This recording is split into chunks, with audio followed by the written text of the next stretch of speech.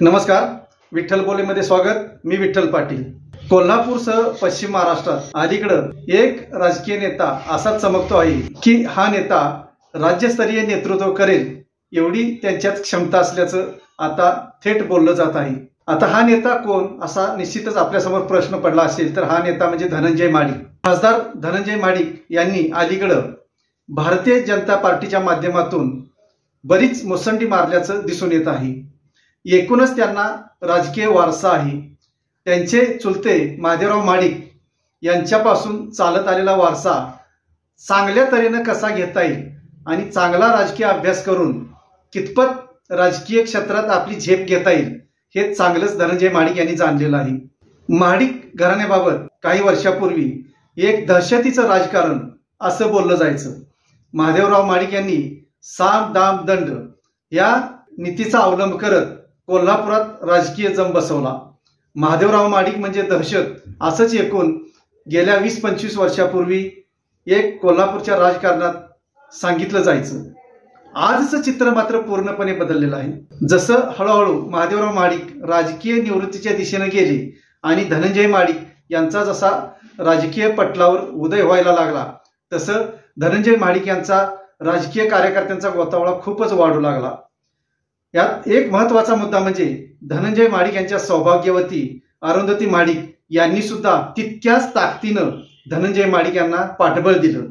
इतकंच नव्हे तर भगीरथी महिला मंचच्या माध्यमातून अरुंधती माडिक यांनी मोठ्या प्रमाणात कोल्हापूर जिल्ह्यात आपली व्यापकता वाढवली। महिलांसाठी वेगवेगळे उपक्रम घेण्यापासून महिलांचा लघु उद्योजक म्हणून सहभाग वाढवण्यावर त्यांनी भर दिला। एकीकडे महिलांसाठी गौरी गणपतीच्या काळात वेगळे खेळाचे उपक्रम राबवणं ते कर्ज उपलब्ध करून देण्यापासून ते उद्योजक बनवण्यापर्यंत अरुंधती माडिक यांनी जो काही मार्ग अवलंबला तो आज महामार्ग झालेला आहे, एक्सप्रेसवे झालेला आहे म्हटलं तरी वावगं ठरू नये। कारण अरुंधती माडिक यांनी आपल्या पतीच्या खांद्याला खांदा लावून एक मोठी चळवळ उभी केली, महिला कार्यकर्त्यांचं संघटन केलं, महिलांचा एक मोठा असा गट तयार केला की हा गट सुद्धा एक मतदारांचा गठ्ठा बनला आहे। जसं धनंजय माडिक युवा शक्तीनं कोल्हापूर जिल्ह्यात मोठ्या प्रमाणात जाळं पसरवलं तसंच अरुंधती माडिक यांच्या महिला मंचनं सुद्धा जाळं पसरवलेलं आहे। या दोघा पती पत्नीचं योगदान इतकं मोठं आहे की त्यामुळेच आज कोल्हापूर जिल्ह्याबरोबर सोलापूर जिल्ह्यात सुद्धा या दोघांचा दबदबा वाढत आहे, राजकीय दबदबा वाढत आहे, राजकारणात त्यांना एक मानाचं स्थान मिळत आहे। धनंजय माडिक यांच्या बाबतीत आणि दुसरी एक महत्वाची जमेची बाजू म्हणजे त्यांची मुलं पृथ्वीराज कृष्णराज। पृथ्वीराजनं मीडियामध्ये लक्ष घातलेलं आहे तर कृष्णराज धनंजय माडिक यांच्या पाठीशी पावलावर पाऊल टाकून राजकीय धडे घेत आहे। धनंजय माडिकांची ही पती पत्नी आणि मुलांची जी पार्श्वभूमी आहे त्याचबरोबर त्यांना जो दुसरा महत्वाचा पाठिंबा मिळतोय तो म्हणजे चुलत बंधू माजी आमदार अमल माडिक आणि कोल्हापूर जिल्हा परिषदेच्या माजी अध्यक्षा शौमिका माडिक यांचा। शौमिका माडिक या जरी भाऊजाई असल्या तरी त्यांनी जे काही पाठबळ देत आहेत धनंजय माडिकांच्या राजकीय कारकिर्दीसाठी ते सुद्धा खूप मोठं आहे। तसं बघितलं धनंजय माडिक यांचा सर्वपक्षीय प्रवास झालेला आहे। शिवसेना असेल, राष्ट्रवादी असेल, आज भारतीय जनता पार्टी आहे। पूर्वीच्या काळात चुलत्यांचं बोट धरून ते काँग्रेसमध्ये सुद्धा वावरलेले आहेत। त्यामुळे धनंजय माडिक यांना सर्व पक्षीय नेत्यांचा चांगला अनुभव आहे। कोणत्या पक्षात कोणता नेता ताकदवान आहे, कोणत्या नेत्याचं कितपत बळ आहे हे जाणण्यापासून ते कोणत्या नेत्याला कोणत्या खिंडीत कधी पकडता येईल याचा सुद्धा अभ्यास धनंजय माडिकांचा मोठा आहे। म्हणूनच भारतीय जनता पार्टीनं धनंजय माडिक यांना ओळखून त्यांना राज्यसभेवर खासदार म्हणून उमेदवारी दिली आणि त्यांना विजयी केलं। ह्यातूनच धनंजय माडिकांची जी शक्ती आहे ती पुढे येत आहे। हळूहळू धनंजय माडिक यांनी कोल्हापूर बरोबरच सोलापूरच्या राजकारणात लक्ष घातलेलं आहे। एव्हाना ते राज्यस्तरावर सुद्धा पोहोचू शकतात असं भारतीय जनता पक्षाच्या काही नेत्यांचा अनुमान आहे।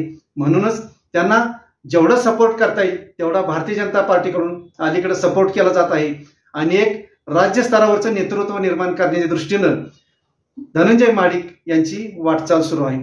धनंजय माडिक अर्थातच कोल्हापूरसाठी सुरुवातीच्या काळात मी म्हटलं त्याप्रमाणे की जेव्हा ते महाविद्यालय जीवनात होते त्यावेळी थोडं त्यांचं दहशतीचं राजकारण होतं की काय असं त्यांच्या त्या काळातील मित्रमंडळींचं मत होतं। पण आज तेच त्यांचे काही मित्रमंडळी किंवा त्यांच्याबरोबर जे महाविद्यालयीन किंवा शिवाजी विद्यापीठाच्या आवारात वावरले होते त्यांचं म्हणणं आहे की धनंजय महाडिक आता खूपच सॉफ्ट झालेले आहेत आणि त्यांना राजकारणाचा चांगला आवाका आलेला आहे. त्यांना साम दाम दंड ह्या नीतिभेदाची काही गरज नाही. धनंजय महाडिक यांनी एकच अजेंडा ठेवलेला आहे, तो म्हणजे स्वभावात बदल, सर्वांशी मनमिळावपणे वागणं, चांगल्या रीतीनं बोलणं. थोडक्यात डोक्यावर बर्फ आणि तोंडात साखर ठेवूनच धनंजय महाडिक यांची राजकीय वाटचाल सुरू आहे.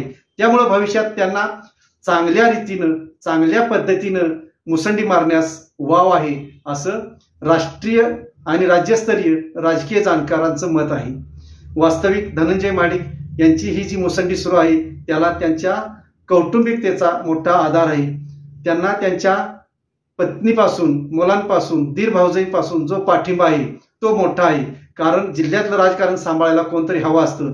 जो नेता राज्य स्तरावर किंवा राष्ट्रीय स्तरावर जातो त्यावेळी त्याचं पाठीमागचं जे राजकारण आहे ते सांभाळण्यासाठी भक्कम फळी लागते आणि ती फळी धनंजय महाडिकांची असल्यामुळंच ते निश्चितच भविष्यात अशी झेप घेतील असं त्यांचेच कार्यकर्ते सांगत आहेत. धन्यवाद. असेच नवनवीन विषय ऐकण्यासाठी लाईक, सबस्क्राईब आणि बेल आयकॉनवरती क्लिक करा.